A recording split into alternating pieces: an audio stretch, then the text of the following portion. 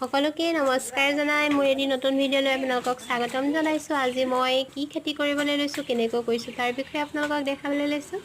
এয়া হৈছে আমাৰ যিহেতু মাটি কম, সেই কম মাটিত খেতি কৰিবৰ কাৰণে আমি কি বস্তু ব্যৱহাৰ কৰিছোঁ জানেনে? এই পুৰণা পৰি ধৰি থকা বাঁহ, তাৰপিছত এইফালে কাঠৰ টুকুৰাবিলাকো জইন কৰি এনেকৈ বেৰি ল'লোঁ। বেৰাৰ পিছত ইয়াৰ ভিতৰত কোৰ মাৰি ল'লোঁ। কোৰ মাৰি ইফালৰ মাটিখিনি সিফালে কৰি ল'লোঁ। তাৰপিছত ইয়াতে দিয়া হৈ গ'ল তলত কেঁচা পাত, শুকান পাত, তেনেকৈ 3 তৰপ দিব লাগিব।